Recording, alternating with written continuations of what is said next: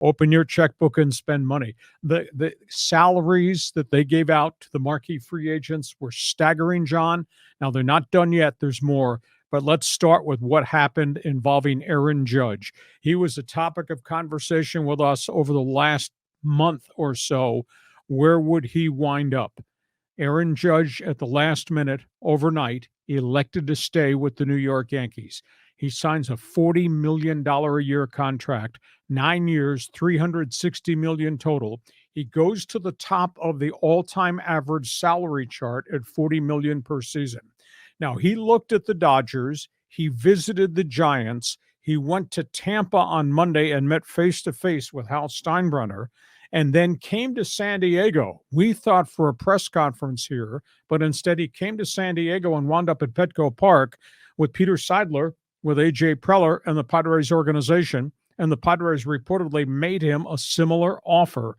But the magnitude of the money was only a piece of the equation from what my sources tell me.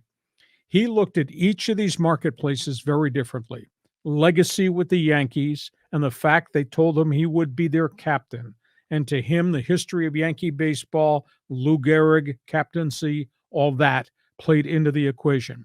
He looked at San Francisco. He saw the cavernous stadium. He didn't think he could reproduce the home run totals in San Francisco that he did at Yankee Stadium.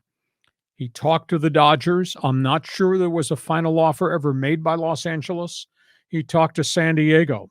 I had a source tell me that he thinks one of the intangible reasons Aaron Judge did not come here was the fact that a year from now, Manny Machado can opt out. 2 years from now, Juan Soto becomes a walk free agent. The agents representing those guys are going to take their guys and put them out on the marketplace because of the price tag is $40 million this afternoon. It might be $50 million per player next year in free agency. Judge was fearful, according to my source, that he would wake up one morning and all the marquee guys around him would be gone. That weighed into the equation. Then the Yankees flashed the money. They upgraded their proposal 3 different times, and they told him, we want you to be our captain. And they mentioned Lou Gehrig and all that. That's why he wound up going to the New York Yankees. For the Padres, close but no cigar. Reaction? It was a shock to hear that the Padres are even involved with Aaron Judge. But, it's the Yankees and all the cachet that comes with the Yankees, and they love him in New York. He's been so productive. It's funny. You and I, we talked a lot about how it comes down to money. We would like to speculate that it's relationships, want to going back to your hometown team. Well, the Padres put more money on the table, $400 million, $40 million more than the Yankees, but yet he went where he believed he belonged. And I think there's another angle to this, although not many players will talk about it. And Trey Turner's name obviously came up in conversations with a lot of different clubs, as did Aaron Judge. I think there's an indirect concern about the California tax rate on salaries. It's the highest in the nation. And maybe that chases some players away, that they'll go somewhere else. Florida does not have that income tax. Texas does not have that income tax. So that maybe weighs into the conversation, agent to player.